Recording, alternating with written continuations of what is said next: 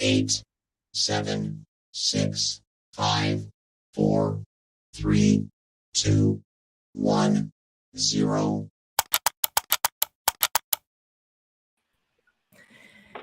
Hey, what's up, fam? Welcome back to another episode of 49 Faithfullee. We just got done with the 49ers kicking the crap out of the Arizona Cardinals, 38-13. That game started off scary. Like, we've had a few games this season where teams come out and they score on us really quick, and it's like, oh, great. Is this going to be this kind of game or what, So I was scared for a little minute there, and then the 49ers just took complete control over the game.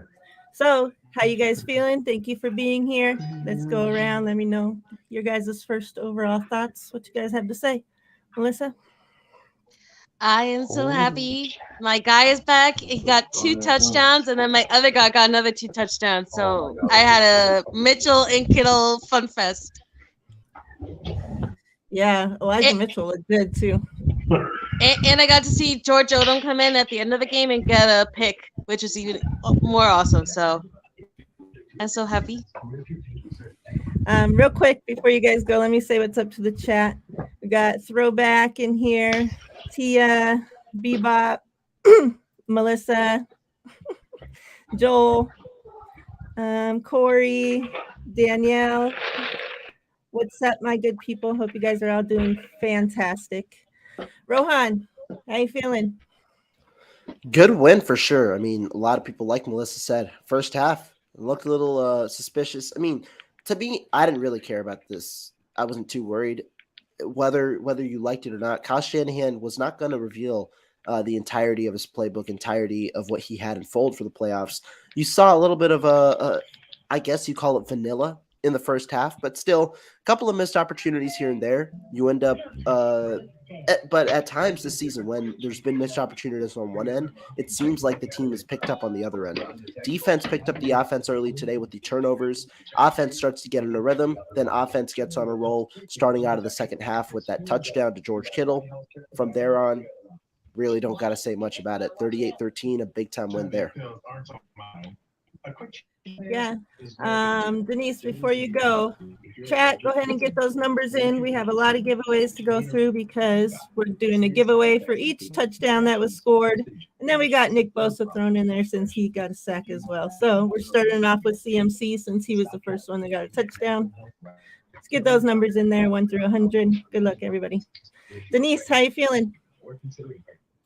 I feel great. I was like when we first started out, I'm not going to lie, I was a little nervous. I was like, oh, shit. I'm like, come on, guys. And it was mainly defense. I was like, come on, guys, not 2 weeks in a row. I'm like, didn't you learn your last week? Like, shit, right. Like, get your heads out of your ass. Like, let's play. Like, and then it seemed like I woke up and, yeah.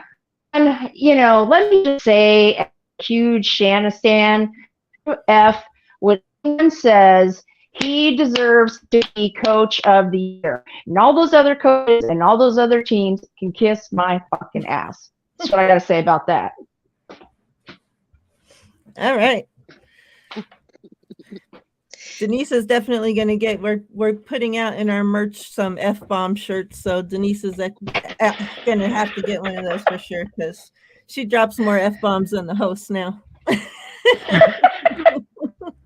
She makes me feel at home because she's like everybody in Jersey. She cusses up a storm with love. Yeah.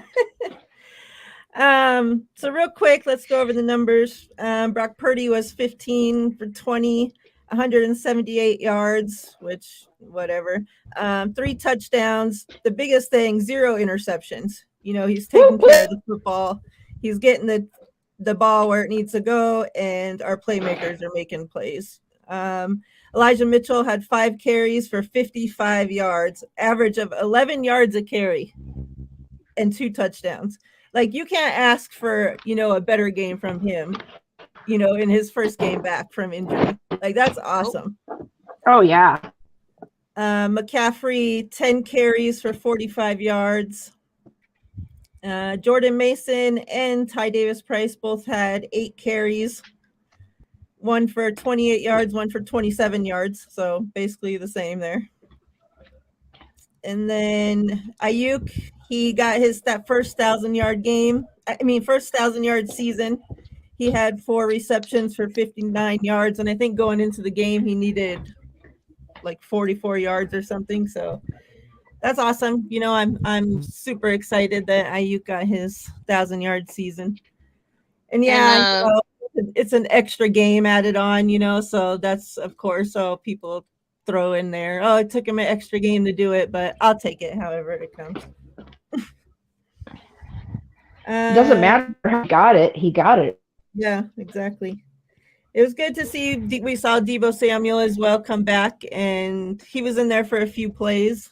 They didn't seem to use him too much, which is good because we want to keep him healthy going into the playoffs. So, but yeah, I agree. I was nervous too, like you said, Denise, with the defense, because once you saw them like that Diamador Lenore play where he gave up that catch, and I'm like, oh great. And then you hear the announcer saying, yeah, teams are starting to pick on Diamador Lenore, and I'm like, man, it's going to be that kind of game.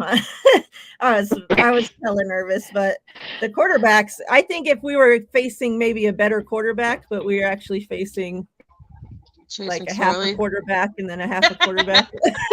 So but yeah, if we were facing a great quarterback, I don't know if we would have had these same results. But it is what it is. We got the dub, and we got it by a lot of points.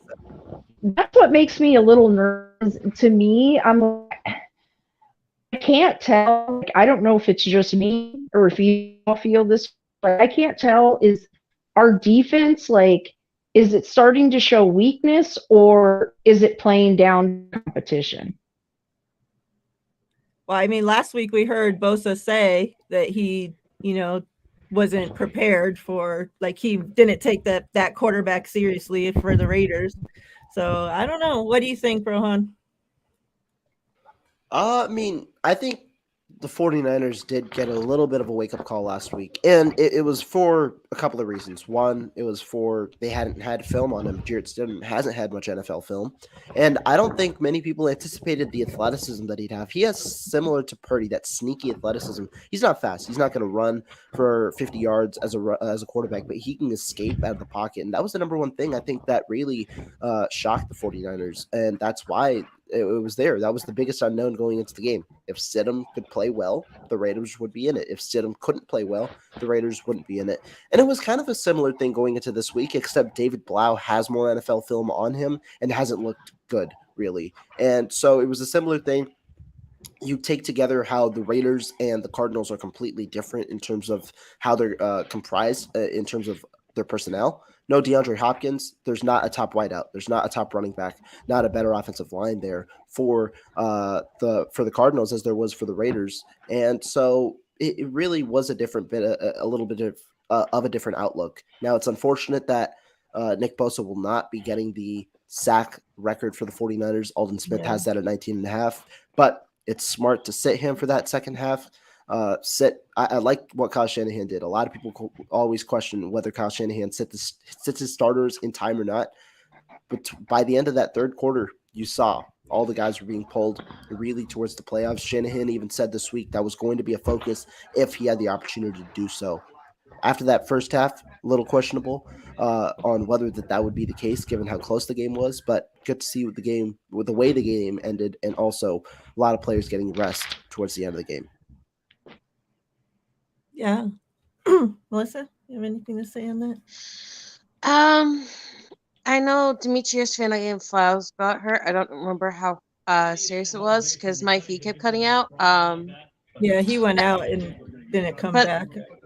I feel I'm not Tony from Nothing But Niners, but I feel like the last couple weeks they've been like really testing things out with the secondary. Like they keep trying different pairings, different blitz packages, and like all this stuff like that. It's like not exactly like a preseason, but like a postseason where they're like just trying things out for the playoffs to see if they can come back in certain situations. But whenever they need to step up, I always feel like the Niners defense comes and they do what they have to do to pull off the win. So I wish it wasn't as nerve wracking, but I'd rather them work out their kinks and whatever weird things they've been doing the last couple of weeks now, instead of being in those horrendous situations where you need that stuff in the playoffs and you don't have it ready. So, Yeah. and for whatever mistakes Diamador Lenore does have, and he does have them, whenever push comes to shove, I'd rather have Diamador Lenore out there or Juwan Jennings. And I know when it's critical, they'll make a play. They'll keep drives alive. They'll bring a spark. And I think that's the most you can ask for players. Yeah. I'm not mad at Diamador Lenore. And then the thing is that a corner is not going to be able to lock down a receiver the entire game. Like, they are going to give up catches. Receivers, especially the receivers that we've been going against, like they're getting paid. They're receivers in the NFL for a reason. So it's like people want to kill him if he gives up one catch, two catches. It's like even the best corners, like it's hardly ever do they completely lock down a freaking wide receiver. And if so, they're like the top corners in the league, right? Like, you can't expect somebody that's like, people have to remember, like, our starting corner went out, like he's injured. This is a backup corner, a second-year corner, a guy that didn't even play last year in his rookie year. So, his first year actually getting play. And like, I think he's doing a hell of a job for, all that. Like, people just expect that he's supposed to be a lockdown. Like, but yet Charvarius, when he gives up catches, which he has been, like, I don't think he's been playing that great. And like, people just, oh, it's okay. It's like, he's the one that should be locking down people, if any of them, right? It's like they expect so much out of Lenore. It's like crazy. See, I think the issue with that is like the issue with the quarterbacks.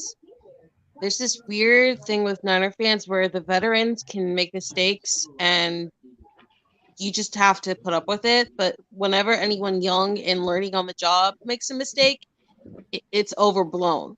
We saw the same stuff when it came to Jaquiski Tart and Talanoa Hufanga. We're seeing the same stuff now with the corners.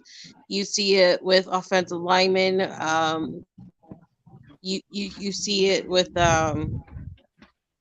like with Burford and how he had to share his reps with Daniel Brunskill because he struggled for one game against Aaron Donald, and now nobody wants to talk about Trent Williams having like 6 penalties over like the last 4 games or something. Huge penalties. It's just this weird fascination with Niner fans. Like, we can't call out the vets, but we can always attack the young guys and want to ship them off somewhere. Like, if this family has had it its way, they would have shipped off Dre Greenlaw, Fred Warner, Nick Bosa, George Kittle. They would have sent away all the talent because they wanted all vets and they didn't want to pay anybody or give anybody a shot to grow. Yeah, ain't nobody shipping off my Fred Warner. They'd have to fight me in the street. You remember that ridiculous story a couple of months ago where they wanted to ship off like Fred Warner and George Kittle to trade for Aaron Rodgers? Yeah, some ridiculous like trade package. Hi, Dina. Hey, Stin. If you guys want to scroll up and check to see what numbers have been entered and enter your numbers real quick, we're about to do a giveaway for a CMC and card. Can everybody please stop with the, oh my God, we're totally going to get Tom Brady in the offseason. I'm like, if Tom Brady comes to the 49ers next year, not only am I going to totally dislike Kyle Shanahan, I'm not watching next season. I swear to God, I will boycott the 49ers if Tom effing Brady comes to the 49ers because I fucking hate him. She ain't kidding. Yeah, I know. Rohan, you have anything smart to say? Yeah, I mean...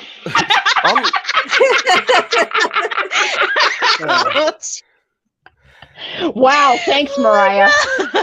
Well, she said it. I did not say none of that. Remember, she said it. But no, talking about you didn't make me cough up a look.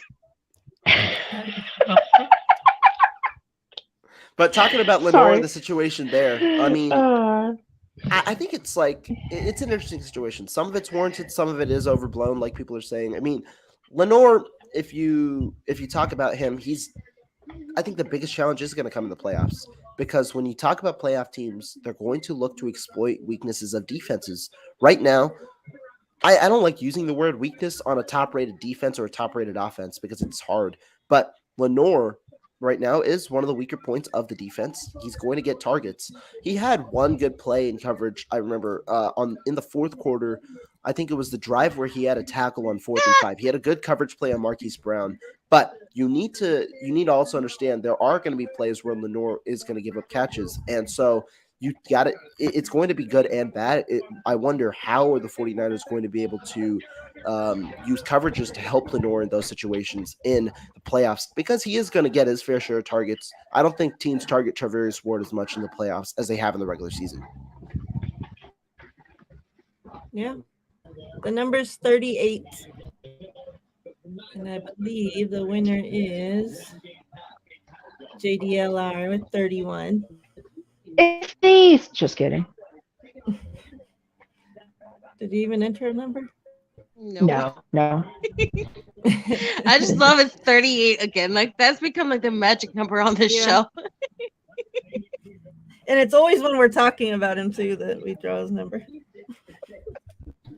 Congrats, JDLR. Congratulations. And go ahead, before anybody else starts talking, we will start. Go ahead and enter your numbers. We'll go with the Elijah Mitchell giveaway, rated rookie. Before Denise says something unintelligent again. Before Denise is saying stupid Oh my shit again. God. Woo. We're going to the playoffs, and she wants to talk about getting Tom Brady. No, I don't want him. You know I can't stand his ass. No. I don't want him. I just see it on Twitter all the time. Like, yeah, Tom Brady wants to come to the 49ers. I'm like, who gives a fuck what that wants? You gotta stop paying attention to the trolls. TL, Okay. what's What good, up? brother? What up? You know, What up? same How you same feeling? crap, different toilet. You know the deal. Yeah. I'm feeling good. I feel like I've been tricked by this weather on both games. I thought were going to be like sloppy games. The Tampa Bay game was supposed to be a bunch of rain, didn't happen, and then of course today I was hearing, it's supposed to be a storm and all that stuff, and that didn't happen either. So I mean, I'm glad though. Nice weather. Checked off all the 3 boxes that I asked for. I asked for a W. We got it. I asked that we can maintain our health. We got that. And I wanted Brandon Ayuk to get 1,000 yards receiving, and he got that. So, Yep. Whoop, whoop. Yeah. Were you nervous at the beginning of the game? nah, no. I feel like we need to clean that up, though. We need to clean it up. What's up? Before I keep talking, what's up, Izzy, Rohan, and Miss Blank Screen there? You never want to show your face anymore. What's up, my man? At the beginning. Denise don't want to show Before I her face no started. more. No, I got to it's see all- her. No, that's cool. No, I mean, yeah, we need to clean that up. I mean, we're allowing these long touchdowns. I know, Demo, I think he'll clean that up. I think D'Amico will give him some help over the top over there. But yeah, I mean, we saw it with the Trent Sherfield touchdown for 80 yards. We saw this one with the AJ Green. So yeah, we need to clean that stuff up. We can't be letting teams jump out on top of us like that in the playoffs. You know what I'm saying? So I have a question for you. Do you guys worry about the thing I'm worried about with our defense is, are you guys worried about mobile quarterbacks like because like Jalen Hurts, like the people we're gonna play, like the mobile quarterbacks we're gonna play, because it seems to be our defense's kryptonite. yeah, I'll let Rohan touch on this, and I'll go after him because I actually tweeted something about that beginning of the week. So if you want to touch on that, go ahead, Rohan. Yeah, sure. Mobile quarterbacks, number one thing they do, I kind of categorize mobile quarterbacks and quarterbacks with that sneaky athleticism in the same category. I don't think the worry about mobile quarterbacks is them rushing downfield. I think the 49ers are fine with that. I don't think that that's the issue. The issue is the ability to extend plays. What we saw last weekend from Jarrett Stidham, because when you extend plays, you're more prone to busted coverages, and you're more because corners can't cover for 5-6 seconds. That's not a part of their job description. So when these plays get extended, you have coverage trying to be sustained for 5-6 seconds. That leads to coverage busts, and that leads to more open receivers for downfield plays. That's where the issue is, because when you have a mobile quarterback that can throw the football, you have more explosive plays that you give up. And that's where the secondary has been prone to over the last 3 weeks, or the last 2 weeks. I don't necessarily count this game as much, but the last 2 weeks, giving up those explosive plays. So, yes, there is a sense of worry. I just think the focus shouldn't be on the mobility or the mobility in terms of rush yards, but rather the mobility of getting in the pocket and extending plays. Man, you hit the nail on the head, because I was saying the same thing. And you're absolutely right, Rohan, because I look at it and it's not. So when I posted, I don't know if you saw my tweet, Rohan, but I had said, we lost. I named all the 4 teams who we lost to: the Bears, the Broncos, the Falcons, and then the Chiefs. Yeah. The Chiefs, yeah. And I was like, what's in common with them is they have quarterbacks who can extend plays with their legs. And you're right. And people are like, well, I didn't see Justin Fields run for 100 yards. And I said, no, that's not the worry. And you said that. That's not the worry. I'm not worried about, a Justin Fields getting 150 yards rush homes. It's the extension of plays, because you're right. A corner, even a linebacker, Fred Warner's covering like a Darren Waller, for instance, something like that. He can't cover for no 5-6 seconds, because ultimately the offensive weapons know the routes. They know where they're going. We don't. So when you get somebody like a Jarrett Stidham or Patrick Mahomes who can extend plays, a Justin Fields and Marcus Mariota's, they're not. You can't. I mean, other than Patrick Mahomes, I don't look at Mariota and all of them as like, oh man, they're elite quarterbacks. But that extension that what they give us with their legs and extending plays opens up things downfield. And you're right. That's why you saw the big plays by the Darren Wallers, the Devontae Adams and stuff like that. I mean, you got Jarrett Stidham who extended the plays, threw for 300 some yards and 3 touchdowns on us. So that's my worry as well. And I had tweeted something. I was like, look, I'm not worried about any of these teams in the NFC except for the Eagles. However, if we happen to play the New York Giants, Daniel Jones, with his legs, he can extend plays. I think we can beat the Giants. That's not my worry. But if we sit there and we play somebody like a Giants, that he could give us fits, because he can extend plays. And and then you got the Saquon Barkleys, who's gotten better and stuff like this. So yeah, I think we just need to clean that up a little bit. So that's my worry as well. Rohan, that was an epic. What you said was epic. I tip my hat to you, because that's exactly how I feel about the mobile quarterback. So go ahead, Izzy. I have the opposite worry of the mobile quarterback. My fear is the ultra protected quarterback. My fear is that we go up against one of these quarterbacks that is the face of the franchise. Maybe it's a Jalen Hurts who already has an injury or something else, and we get a bunch of unnecessary roughness calls, whether they're running or they're throwing from the pocket. And that always seems to keep defensive drives alive. It always seems to make our defense come a little less hard for the rest of the game. It starts to mess with their heads, because they start like freaking out about what they're allowed to do and what they're not allowed to do in the game. And so my bigger fear is not the mobile quarterbacks, but the quarterbacks that like a Justin Herbert, where it's an absolutely clean hit, but you get a player that's huge for your team getting ejected just because somebody else rolled the quarterback near him and it looked ugly on film for 5 seconds. So if I were to worry about something in the playoffs, that's my fear. The protected quarterbacks and this stupid new unnecessary roughness calling. Yeah. Hey JV, what's up, John brother? B, what's up? Hi guys, what's happening? So good. I don't know how early you were on there, but Denise asked, what was our worries basically about facing off with the mobile quarterback, and Rohan kind of gave his spill. You came in during mine, and I was kind of explaining what my worries were about the extending the plays and stuff like that. And I had mentioned about the Daniel Jones thing, because he's, other than Hurts, he's the only one in the NFC who can use his legs. I know when we played the Raiders a couple weeks ago, we looked at his stats.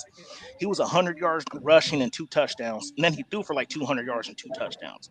And I'm not putting him on the elite level, nothing like that. But we saw what a Jarrett Stidham can do when he extends plays with his legs. We saw us get beat by the Falcons, who Mariota didn't rush for no 100 yards, but him just being mobile and extending the plays open up the running game, and it opens up stuff for plays to be broken down. So, what is your opinion on that? I mean, I share the same concerns. I think as a 49er fan, we have to be consistent with the fact that we have never been great against a mobile quarterback, regardless of who it's been, right? I mean, that's just a fact. We are not built to chase them down. I think we thought Ibukum would be that guy to chase down a mobile threat. He was the fastest off the edge. We cave and contain the edges, and we hope to flush you up the middle. Most of the time, you run up the middle, and there's no one there to stop you. So we just contain the edge. We've never been a team that could really chase down a quarterback. So I don't give a shit who you are. If you're if you can run, you're a problem for San Francisco. So I share the same fear. I mean, it's as simple as that. That comes with being a 49er fan, as far as I'm concerned. Yeah. Hey Ryan. Ryan, you won the score prediction, so I'll get you something together. I'll be in contact. Dina, congrats. You won Elijah Mitchell. You just interviewed Josh. And then we're going to go ahead and start entering your numbers. We'll do George Kittle. So everybody start entering your numbers. What's up, Ty? John V, let me get your overall feelings on this game. How you feeling? Big win. Big win. I think we never should have given up the 6 points right out the gate. I'm starting to see something consistent where offensive coordinators are just going over the top on us right out of the gate. They're just going deep. This time it wasn't Hufanga, it was Lenore, right? He's just that too. He just couldn't get up there and contend that he couldn't contend versus AJ Green. I mean, he was not going to. I don't care. It could have been anyone else. I think Lenore breaks that up, but AJ Green's just too lanky. He's just long dude. Pause. Outside of that, I'm starting to see that like offensive coordinators know that San Francisco is vulnerable over the top. So I don't know what we're going to do. Are we just going to give up? Are we going to give up a score every week? Early like this? I don't understand. I said this earlier, like this team should have not put up points on us. They never should have put up a point on us. Honest to God, they shouldn't have. How many sacks did Bosa get? Any at all? One. He got one? Yeah. Crazy, right? I know that George Kittle needed 12 yards. Ayuk needed 44 yards. Bosa needed 2.5. So, that was Alden Smith's regular season, correct? Correct. Yeah. 19 and a half sacks. Yep. So he misses that. He misses that he misses that one. So that kind of bothered me. Like, I just feel like we should have put up a 50 burger on this team. Honestly, Gibson had 3 takeaways, right? He had 2, and then Odom had 1, I believe, right? Oh, Odom had 1. Okay. Yeah. There was one in the last few minutes. Yeah. Whatever. Like, I don't know, man. I feel like we just left a lot to be desired there. And I know that seems to be a lot, but this team was down to nothing. I mean, down to nothing. 18, 19 players injured or something. Is that right? Yeah. Like, how did we not take advantage of this and just destroy them? I don't understand. We played down to our opponent, and that bothers me a lot. It really does. John V, I told Miriah when we first came, that was one of the questions, and it was before EL was on here as well. Like that's one of my questions. Like, it worries me that it seems like the last 2 games, to me, our defense has come out and played down to our opponents. Like, we have not come out with the fire and stone that we have prior to that. So I feel like, okay, we're coming into the playoffs. Like, understand, these teams are, like John said, let's be honest, the Cardinals, like, they don't have shit going for them. They have nothing going for them. Nothing. I mean, the only person who is a baller on their team that was playing was Watt. Like, he's it. Like, TJ Watt's Nick. You can't take nothing from that man. He's tiring, but he's the shit. But other than that, they have nothing.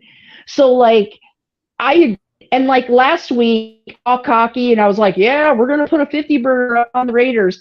But I will say that I honestly forgot that the Raiders have some really good offensive weapons. So that's on me. Like, I didn't I forgot how good the Raiders is, like, as far as like Fuller, just like they really do have a lot of good weapons. So Josh Jacobs, Darren Waller, Devontae Adams, they have a lot of good offensive weapons. So I was delusional in one, but he is 1,000% correct. Like, the Cardinals literally limped into this game. We should have whooped their ass. Like, a couple field goals maybe, but they should not have scored on us. Yeah. Like, not a singular point. They should have put up 0 points on this team. 0. Really? They were depleted. You really think they should have had 0 points? Because you got to remember, 0. This is still the NFL, so they're all professionals. John V, I'll just say this. Still a division the Giants put up 16 points more than the 49ers gave up with their third string offense all around to the Eagles, who had a number 1 defense. So, or top 5 defense. So, I mean, like, you can say the 0 points, but these plays are bound to happen. 7 of them came off one play. It's not like a sustained drive. Yeah, but it's not a good team, but I don't know if 0 points necessarily is the realistic part. Well, I mean, they didn't kick a field goal. They didn't kick not one field goal this game. I think that's a good thing. That means they didn't have more than it's a great drives. thing. It's a great thing. But if you look at the play that they scored their first touchdown on, that shouldn't have happened. Shouldn't have happened. Yeah, that was a busted It play, shouldn't have happened, right? That shouldn't have happened. So now the second one, we gave up. How many yards rushing did we give up to what's his face? You guys, who, the quarterback or the running back? I have it the running back. How many yards did we give? Deontay Ingram or James Conner? Not James Conner didn't play, I don't think. No, Conner didn't play. They had Clement only had 23. Clement, that's what it was. 23 yards. 23 49ers yards. held him to 61 yards rushing. I think only 3 yards per carry, maybe 3.1 yards per carry. Okay. So the second drive that they scored on, we couldn't stop them. We could not get them off the field. I just feel like when you look back at this, Rohan, I feel like they should have had 0 points. If there was ever a game, this would have been the game that this team would give up 0 points. I didn't think it going into it, Rohan, but watching it, I felt like this team should not have scored. I get your point. I get you and Denise's point on that, but I'm kind of agreeing with Rohan. Like, they're still professional athletes. You know what I mean? It's a division game. So I honestly thought I thought they'd kick 2-3 field goals. Oh, okay. Yeah, I mean, that first play, like everybody was saying, I don't know if I saw a push off. I mean, maybe I'm wrong, but I think it was just a busted play. AJ Green is 6'4". He's a big dude. Yeah. Like he got up. The ball was kind of bouncing around a bit. He got it, and then he ran it in for a touchdown. So, other than that, like, they should have probably only scored like 7 points. You know what I'm saying? That old ass AJ Green had 3 receptions for 91 yards. And 30 one yards. thing was Freaking. Yeah, 30 and yards one was 77, and one was 77. So, so we pretty much did our job. That's an old ass freaking guy. Like, but I freaking doing nothing. Yeah, I think, but I get everybody's point though too. I think my main concern is the cleaning up of the giving up the long ball so quickly in the game. You know what I mean? Because that instills so much confidence in teams, and we're one and done. In the playoffs, everybody knows that. So it's like we have to clean that up a little bit. I think we will. D'Amico, he always tends to figure it out after something goes wrong. So, I think we'll be okay. Like I said, I just think I don't know who we're going to end up playing, and I'll ask that question in a second. regardless, like I feel like he does good against our division. Like if you put him up against a Tyler Lockett, I think he'll be okay. But I think Gibson might help over the top a little bit more. And then I don't even know the number 2 receiver for the Packers, to be honest. So I'm gonna be real. Like, real quick, just to say huh? this one thing. Yeah. On the kind of defense, I understand how I understand what you mean, John V. With the way they dominated in the second half, with the 4 turnovers they created overall, it feels that the 49ers shouldn't have given up points because of how dominant they were. But I also don't want to take away from the fact that it is an NFL game and how unlikely it is for that 0 points to happen. In 271 games this year, only 4 games have ended in a shutout. That's how rare it's been. And those 4 games, not only, I believe, of the 4 teams that have had a shutout, only 2 of those teams are playoff teams. The 49ers were one with the Saints. The Jaguars were the second. There haven't been many shutouts just because there is time for sustained success. Teams in the NFL have playbooks for sustained success. It's part of the preparation they go through every week. And while the 49ers had more of a vanilla game plan, which I talked about early on in the first half, the Cardinals were coming out all cards flying. You didn't see these amount of direct snaps. You didn't see these different players being utilized. Pharaoh Cooper wasn't a normal part of their game plan, had a lot of direct snaps and different plays. It's these different elements that might catch teams by surprise, only for a couple of plays that maybe result in 1 touchdown drive, but still give you that 1 touchdown drive. Yeah. That's fair. That's fair. I agree. Yeah. I agree.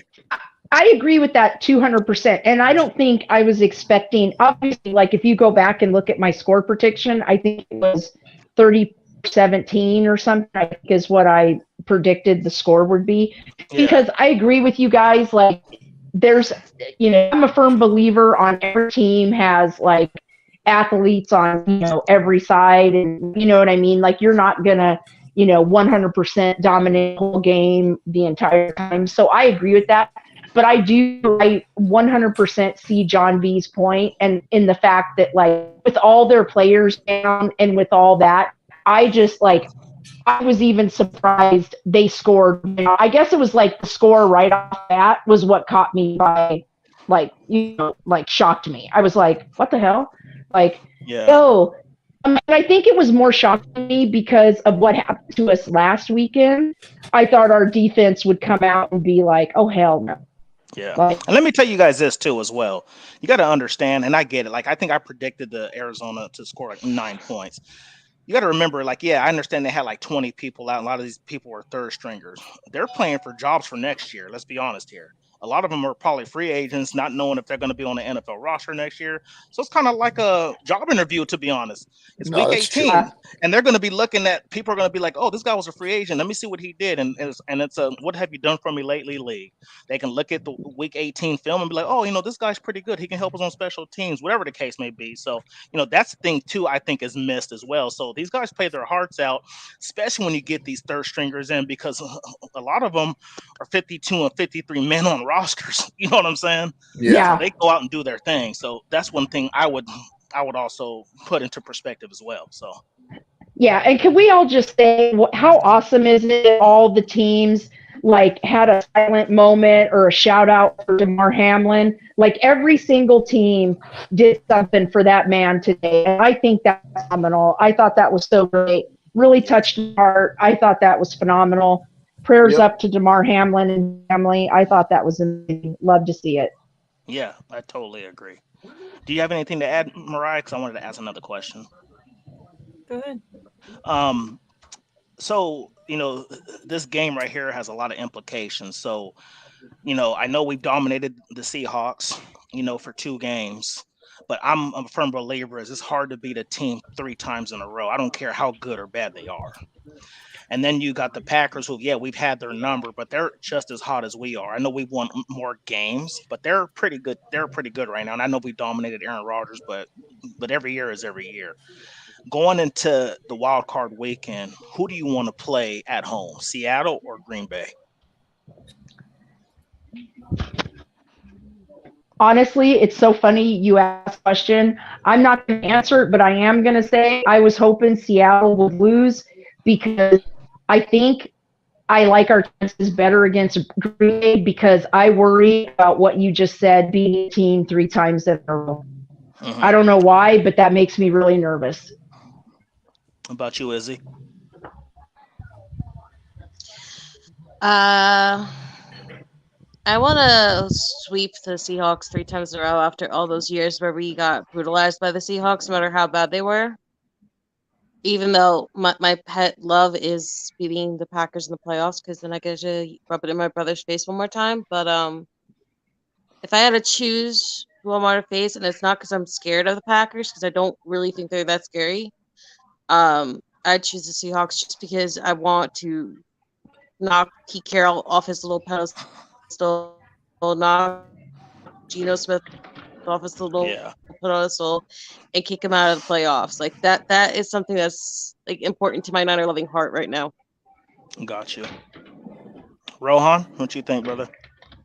I think, there are two ways that you can think about this. One, talk about the matchup itself. What's easier for the 49ers to win? And then two, which one's more fun?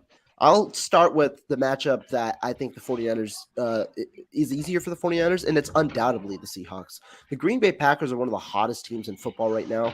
They are coming into this into this final game, and assuming that they make the playoffs, meaning they got to win this game, they're going to be on a pretty hot, pretty big win streak. It is. I remember they beat. I think it was they just beat the Minnesota Vikings, blew them out 41-27. Yeah. And before that, I think they had won 3 straight. So this would be their 5th straight win. Going into the playoffs, they're going to be one of the harder teams. The 49ers are 10 straight, right? They're the hottest team coming into the playoffs. But they are a hot team led by an offense that is starting to click with a run game that's starting to work. When you look back to the Raiders game, the 49ers did not necessarily contain Josh Jacobs that well. Did have a little bit of an issue against the run. This is a running game with 2 running backs that can work in A.J. Dillon and Aaron Jones, who have been clicking as of late. Not as well in the beginning of the season, clicking as of late. On top of that, you've got Aaron Rodgers operating a quick game attack, which is what teams normally try and do to beat the 49ers, and efficient passing attack that's been working with some downfield shots as well. You've got a downfield threat in Christian Watson, a downfield threat as well in Romeo Doubs, who's a pretty solid route runner. They've got pieces there, as well as a defense that has been doing well with Jair Alexander getting back to that Pro Bowl, All-Pro, whatever you call it, shape. So they're definitely the scarier matchup. But, I'm going to that game. The most fun would definitely be the 49ers and the Packers. I think that would be a pretty cool. I know the three-peat. I just don't think the Seahawks are as good as the Packers. I don't. And the 49ers have handily beaten them twice, and that was also with Brock Purdy, maybe potentially his worst game as a 49er. They beat him the second time. So I'm not too worried about the Seahawks necessarily. Obviously, they can win. It's the playoffs. Environment's different, but I think the Packers would be a more fun game. Perfect. JV, what you got? I think I'll take Seattle. We have Elijah Mitchell, who shows absolutely no rust at all. Dude comes back twice now in the season, twice on a significant time, and he's been nothing but awesome, dude. So I think that we could dominate the run alone. I think we could just run the ball down Seattle's throat. And I share the same sentiment as Rohan. I think that Aaron Rodgers right now is on a streak, and I do not. If anybody can dice us up, it's Aaron Rodgers right now. So I'll take Seattle. Perfect. I appreciate everybody's input. Real quick, I got to head out right now. I really appreciate it, though. You guys having me on. We'll talk again soon. Thanks for coming on, Rohan. Thank you, sir. Have a good night. Later, Rohan. Bye, Rohan. Bye, Rohan. For those that didn't see, we're doing. If you one quick thing before. Hold on, Melissa. We're doing for this Elijah Mitchell card, so get your numbers in if you haven't. Okay, go ahead. What's up, Izzy? Yeah, I just wanted to throw this in there before I forget it. The only part of the Packers team that does scare me right now, because he's so fire right now, is Keyshawn Nixon, their returner.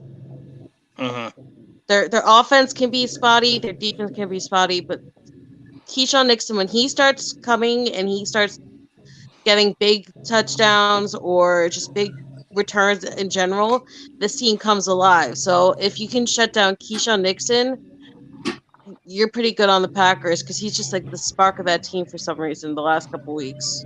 Mm. Cool. Yeah. I'm not sure. I'm not sure who I want to play to keep it a buck. Like that's why I asked you guys because you guys are giving me a little bit more perspective. I mean, yeah, I think everybody's right. I think the Seahawks would be the better matchup for us.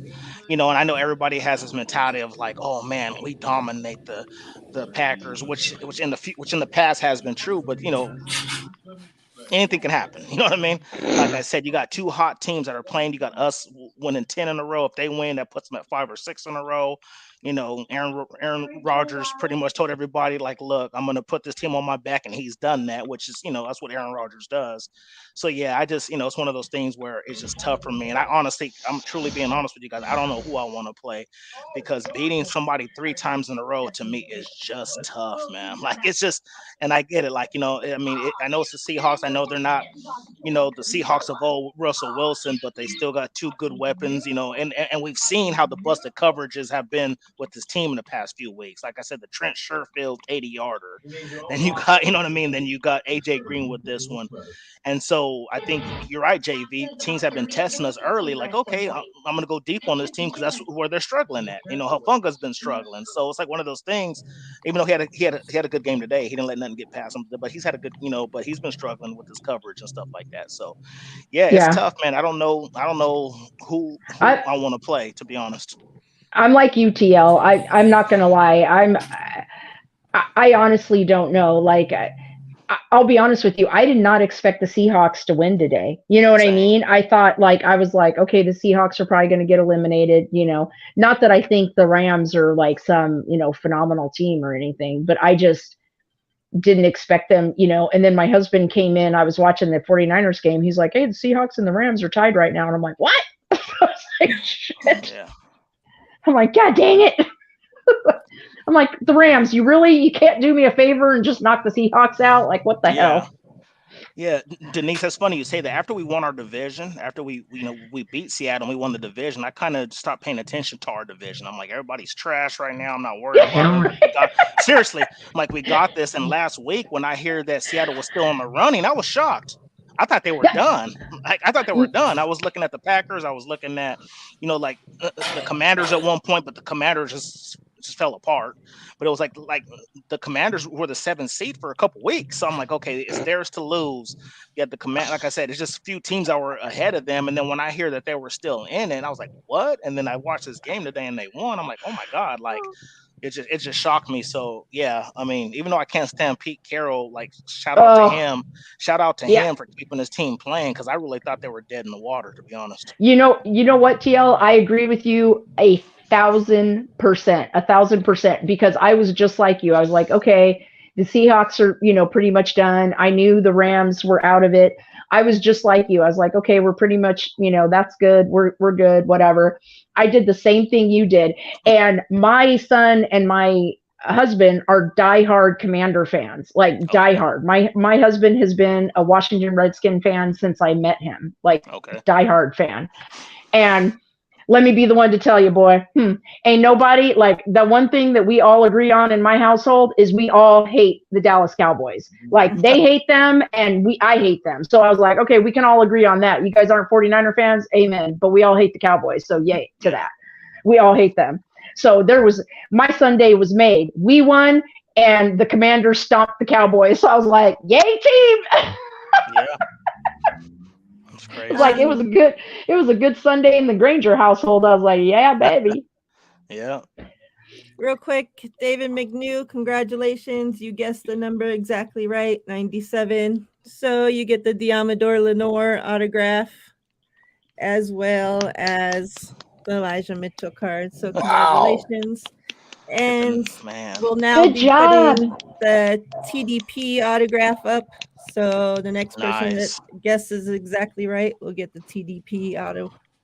So good luck, everybody. And you guys want to go ahead and start entering in your numbers for George Kittle for his 2nd touchdown. Ooh. Get your numbers in. You know what I saw?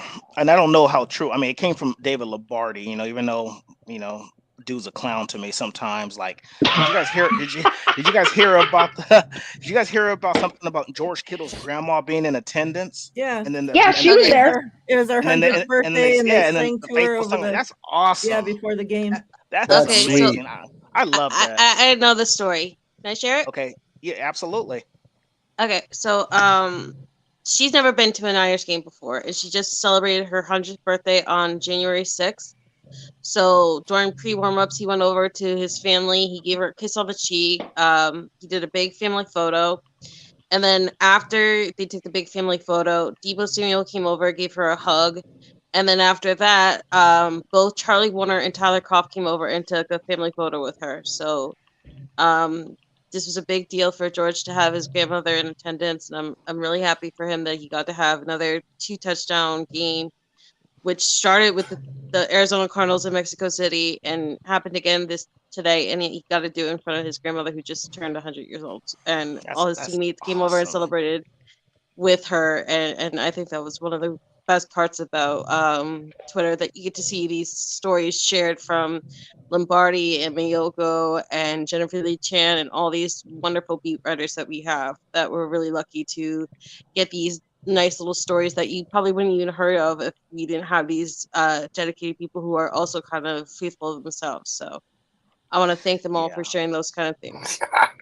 That's awesome. I mean, to live 100 years old just in itself is an absolute blessing. Like, that's crazy to me, you know. And that the fact that he still has his grandmother at 100 years old, that's amazing. Like, my grandmother's died at 68, and another one died at 82. So the fact that he got Mine to see too, that, TL. Wow. really? Yeah, Damn. the fact, 68 That's got years the old, chills, and then, bro. 68 and 82, brother. Yeah, so Man. it's just, I mean, and that's, to me, 82 is still a long life. But yeah, just the fact that happened is amazing. But you know what, Ty? You know, you met me in person, brother. One thing I'm gonna do is keep it real. If I have to give a shout out to an enemy because they're doing their job, I gotta hand it to them. Like Pete Carroll, everybody thought they were gonna be trash. Everybody was like, "Oh, this team's probably gonna finish last in the division," because everybody thought a healthy Matthew Stafford, a healthy Kyler Murray would be better ran than the Seahawks. So the fact that he got them into the playoffs with Geno Smith, I got to give that man his props. Everybody thought they lost the trade to Denver because you know they gave up their star quarterback, and look how that freaking went. Yeah, so I mean, I gotta give that man his props. He drafted a great running back in Kenneth Walker, who seems like he's gonna be a stud in this league. So yeah. I agree with that, TL. I think I might be wrong. Hold on. I think I might be wrong. I think my brother corrected me. Hold on. Grandma died at 87, not 82. But appreciate it. You know what? Hey, troublemaker. I can't. You know what, TL? I agree with you 100%. I even told my husband, I said, you know what? I told my husband, I said, I cannot stand Pete Carroll. When he's on the sideline chomping that gum, I want to slap the shit out of him. He drives me insane. Like, chomp, chomp, chomp, chomp. I tell my husband, can you imagine how that man eats his food? I'm like, I would slap the shit out of him if he was at my table. Like, close your mouth. What the hell's wrong with you? Don't you got any manners? What's wrong with you? But anyways, I told my husband, I said, hats off to him. Literally, hats off to him. Like, everyone counted them out this year because he got rid of Russell Wilson. Everybody was like, they're going to be trash. They're going to suck. Like, he never should have gotten rid of Russell Wilson. And they made it to the playoffs. Like, yeah, like, wow. That's crazy. Come on, Goff, beat the Packers. Yeah, Detroit, they're going on a nice little run. Like, Goff ain't looking that bad. Yeah, and it's terrible too. Like, no matter what happens to them, I'm sure that they would love to play spoiler though and beat the Packers and kick them out of the playoffs. But they're done regardless because Seattle won. Yeah. So no matter what happens, they're not going to make it. Kind of like the Pittsburgh Steelers today, huh? Are you sure? I'm positive. Because I could. Well, wait a minute. Because the announcers, I could have swore the announcer said that if the Detroit Lions win this game, they earn themselves a spot. No, they had to have. No, they Yeah. had to have the Seahawks lose to the Rams because they lost to the Seahawks. Correct. Oh, okay, Correct. okay. Yeah. So yeah, when I finished I watched the ending of that Seahawks game when they kicked that field goal, and he said that they were like, "Oh, Detroit is now eliminated because of the Seattle Oh win." shit. Yeah, because of Okay. Seattle win, but now they have to figure out, if they're going to make it. But Detroit has to knock off Green Bay for Seattle to stay in. So Oh, okay, yeah, okay. The Carolina Panthers were their last chance where they didn't need somebody else to lose for them to get in. And because they lost in horrible fashion to the Carolina Panthers, today they were either winning get in if the Seahawks lost, or they were absolutely eliminated. So that's also why little brother in the basement is being a smuggled douchebag, because he was the In the only one today who basement. was winning and get in. Like he's locked up in the basement. No, he chooses to live down there. Oh, that's awesome, Melissa. It's like the grandparent that you don't let come out and talk to your friends when they're over, and you No, like push their food to the table or push their food to the door and like knock on it. Your food's at the door and open the door for. He's literally the troll under the bridge that you were warned about as a little kid. Yeah. Wow. Everybody Oh, got your shit. numbers in. We're gonna draw this winner. yeah. Everybody put their numbers in. Last chance. Good luck. Can I just take a moment to say how happy I was that Miss Debbie won last time, because she didn't ever get to meet Danny Gray, and then she got the signed Danny Gray card from Miriah. Well, that was the fastest auto ever got. Damn. One. Wow. Dina, 2 in 1 congratulations.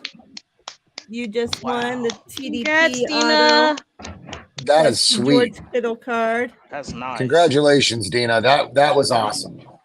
I can't believe Lenore was still on the table. My God. I thought somebody won him by now. That took I won 5 weeks. Yeah. I won Izzy one. did win Second one. The fact I that won one. we had 2 in 1 show is crazy. That's awesome. Congrats. Let me find something else to put up now. I actually run out of cards. TL, I don't. She's like, TL, honey, I I'm don't going know. to put up the dishes. I got some nice ceramic, some porcelain. TL, I don't know if you ever saw that post, but when Miriah sent me those, I literally could not rip off Robert's mural fast enough off my wall above my bed, and I stuck both of those signed cards in there so fast. I was like, I'm sorry, and I wrote him the DM like automatically. I'm like, I'm so sorry it covers up the faithful gear, but Mariah just sent me the DeAndre Lenore card, which I won, and she sent me the Charlie Warner card, and I'm like, I cannot not show off these things. So they're both right there above my bed, and every night before I fall asleep, I cannot believe I have 2 of my favorite players' signatures above my bed. Who did you take off? You said you took off who? I didn't take anybody off. I put the cards on top of his logo at the bottom of the picture. But I just had to put them up there. Like, I can't like leave them on my bookshelf or in the envelope where I keep all the stickers and other things I've won. Like, I had to have them out in the open. So they're like right next to her sign, and I am just so happy I get to show off Mariah because she's a wonderful person. But you got Mariah. Thank Who's you. next? Okay, so we're replacing it with another TDP since that one didn't last very long. Nice. Other TDP up there. Yeah. And then the final giveaway of the night. Bosa, enter your numbers. Good luck, everybody. Woo! She's like, honey, the lamp is safe. I found another TDP. The lamp is safe. Yeah. Oh shit. Yeah, man, it's gonna be crazy. Like, I'm happy. I mean, it's funny too because I had predicted us to go 11-6 for the season, because I know I had mentioned before, this was a season I thought that this was going to be, a full season of Trey, and I thought we're going to start off slow, which we did anyway. We started off kind of slow, and I thought he'd get into a groove. But I mean, the fact that we found a diamond in the rough and Brock Purdy to come in as a third stringer and do his thing, like I'm so excited about this wild card weekend. And I mean, I'm not going to sit here and say it's our year, but it feels like it. You know what I mean? It feels like we're just like a team of destiny of everything that's gone on. So yeah, Yep. it's just it's amazing to me. I'm glad that we got that 2 seed, and it's funny. Like I said, I don't fear them, but like I said, I was honestly saying like our worst matchup could probably be the Giants, just because they've been playing pretty well too, and Brian Dable has gotten that team ready to play. But Yeah. getting that. Wink Martindale with backups almost being the Philadelphia Eagles starters today. Yeah. And the way, even without Kayvon Thibodeau, who scares the bejesus out of me, because I mean, that's probably one of the most savage things I've ever seen him do, that snow angel thing next to Nick Foles' prone body. Oh yeah.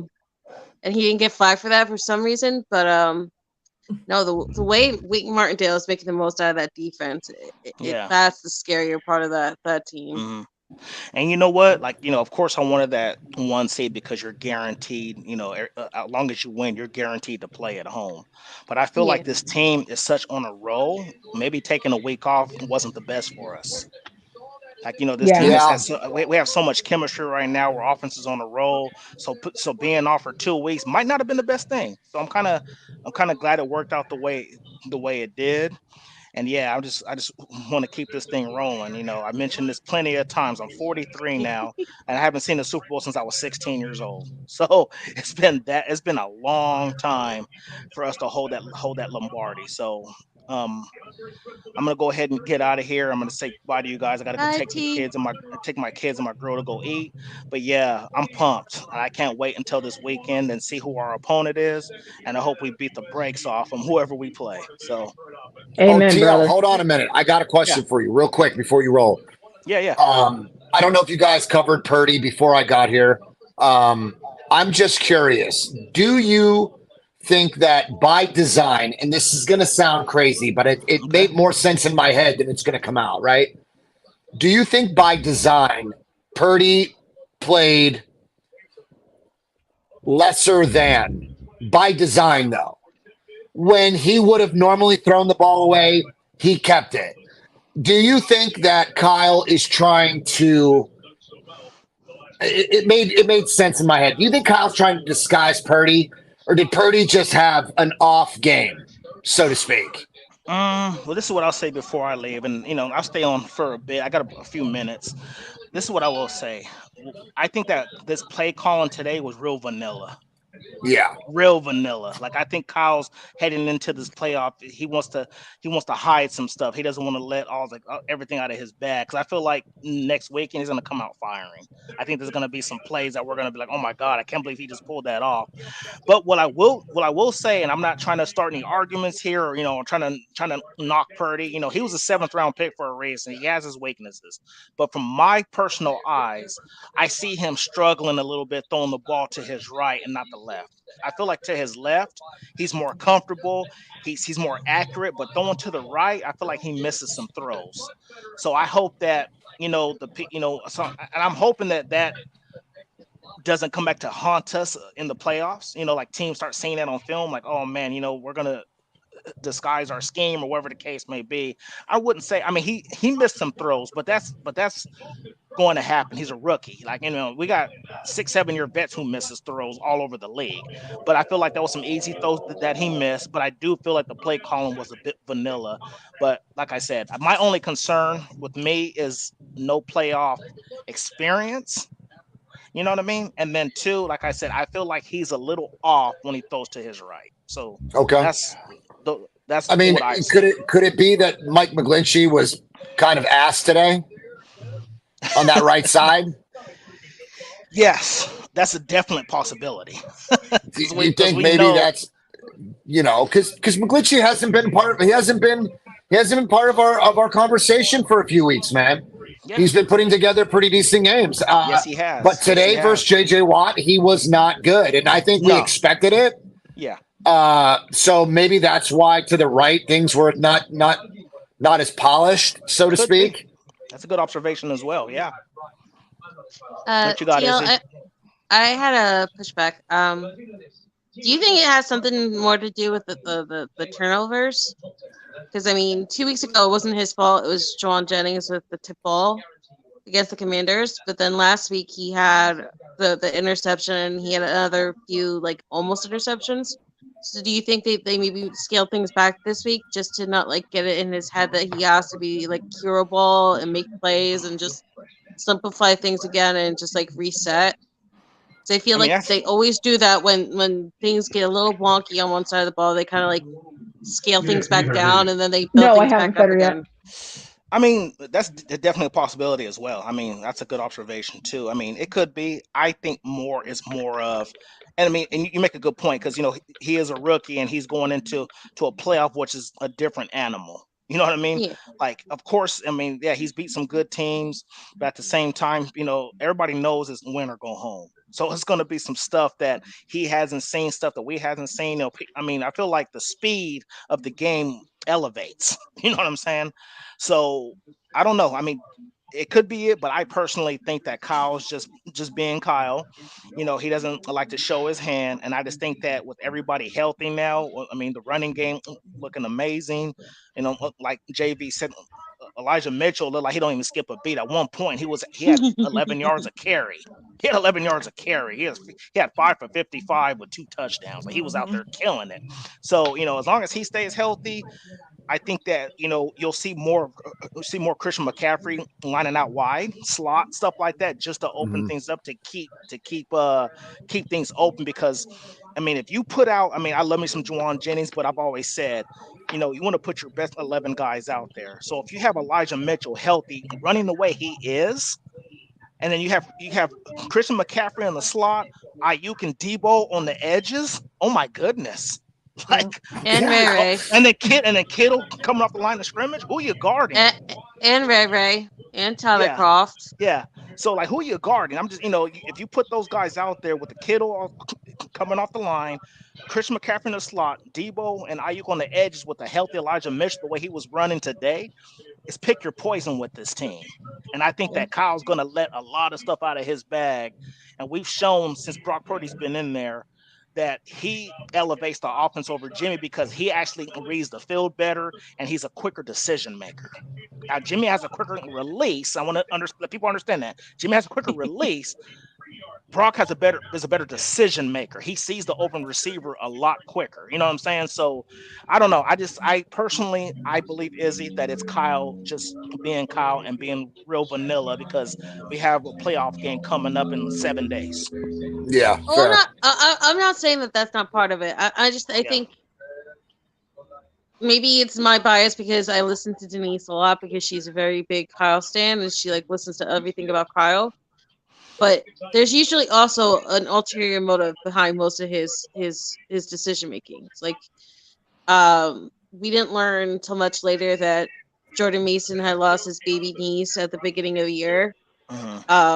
We just all thought that he was a bust. It was another running back that's just not going to work. And then you find out that there was this huge thing that happened in his personal life that he was dealing with. And then slowly but surely they worked him in, and now he's a stud that we're all happy he got his first touchdown last week, and then he almost got another one today. So I think, yes, Kyle's always playing chess when other people are playing checkers and all that other good stuff that we always hear. But at the end of the day, I'm just grateful that he's been aggressive because I think that was one of the things that used to really upset me is like, even in 2019 when we went on like those magical runs, way too often he would just get these like 20-point leads and then he just like sit back and do nothing. I mean, granted, he did have Jimmy Garoppolo as quarterback, but then he'd let them get back in the game, whether it was just by 3 points, there'd be a difference, or they'd be tied. And then everything came down to that last drive or that last play to win the game. And the fact that those are no longer a thing, like we're getting 30 points consistently now, that all those plays that were either ended in no points or always field goals are now being touchdowns and they're going for it on 4th down. Like that is a wonderful thing to see as a Niner fan. Yeah. Him trusting his awesome. team and him showing maturity in his decision making. Okay. Yeah, it's some great conversation. Yeah, I don't know. I guess we'll see what happens. I mean, I think Kyle's gonna sit back, and because it was funny too, because Kyle, I feel like a lot of these teams kind of already knew who they were playing in the playoffs because everybody was set. Like the Cowboys were set pretty much, Tampa Bay was set, but with Kyle, he's like, I don't know who I'm playing. So I'm going to scale back some stuff until I figure out what's going to happen and who I'm playing, because now because after we finish this game tonight, he's going to know. And I feel like he's going to have a masterpiece this weekend. I just feel it. So good does stuff, that answer your bro. question, JV? Okay, cool. Yes, sir. No, I appreciate it, man. Love you, bro. Yeah, I'll see. I'm going out of town next weekend, so I'll be able to watch the game from a different state. But me and Miriah will have a show this week, probably on Wednesday.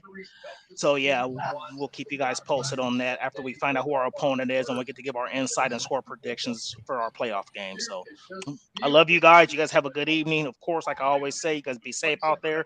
Appreciate you guys coming on and hanging with us, because you can be on any other show, but you chose us. So. That's because you guys are awesome. Yeah, I love you guys, bro. Tell your lady hi. Care, man. I will. Later, family. All right. Bye. Bye. Real quick, Joel, if you're in chat listening, I don't know if you picked 6 or 16 with the L. I don't know what's going on there. So if you could re-put it in the chat so I can pick a winner. And if you're not here, then we'll just go with, I don't know, 6, I guess. Because I don't know what the hell that is. He said 16.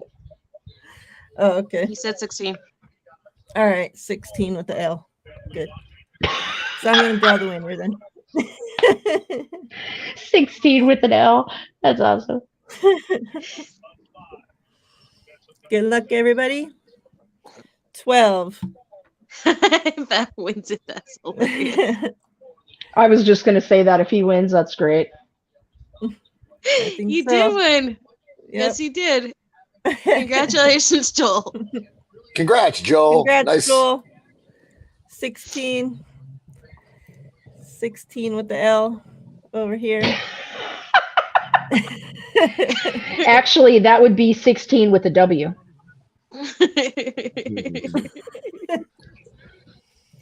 All right. You guys have any closing thoughts before we get out of here? I think honestly, my closing thoughts are, how did we get here? And I'm so grateful that we did. I mean, I'm so grateful that we are where we are. I cannot have imagined a season like this, but just add it to the stack, right? I mean, we've been through a lot as fans, and we love our Niners, and they never disappoint. At some capacity or another, they surprise us before anything disappointing. Like I've bought into this team, fam, and I don't feel that insecure feeling that I had many years in a row. You know, I'm sorry, the last few years in a row. So my closing thoughts are, how did we get here? And I'm grateful that we are here. It's been a hell of a ride, fam, and I'm glad to share it with all of you. Yep, I agree. Denise? You know how we got here, John? We got here because of the mastery of Kyle Shanahan, who should be named Coach of the Year, but he's probably going to get robbed once again. So that's how we got here. Well, not if you have anything to say about it, God damn it. You are That's right. You're like his damn Secret Service. Does he even know you exist? He knows you exist. You are in the bushes. There's a reason why we can't see you right now. You got eyes on Shanahan right now. You got binoculars and an earpiece, God damn it. I know you do. You see him from afar. Seriously, John, I would probably have a heart attack if I met him. I probably would. Oh shit! I probably would have a heart attack. My God, I would. Shit, I might have one for you if I ever saw you in the same room. I literally probably would have a heart attack. Oh my God, what is she saying to him right now? I fear the next time Kyle has any kind of like fan meetup because Fernando's gonna attack her again, and I follow all of Twitter and her jealousy if she sees one more thing where fans are meeting and taking pictures of Kyle Shanahan. Oh my god! Do you remember the one where the guy called Kyle over in his car and told him to roll down his window and introduced his girl to him, and like Denise like practically melted. And then after the Commanders game, he went and signed all those autographs because it was like Christmas or something. And just could you imagine if that happens again on Twitter? No, I'm serious, dude. I would probably I told my husband, I would die. I really would. He'd be one of those people that I would literally die. Like if I met him, I'd be like, oh my god. He would be standing there and I'd be like, like I wouldn't even know what to say to him. He'd be looking at me like, are you all right? And I'm like, no, man, I'm not okay. I'm not okay. I'm not okay.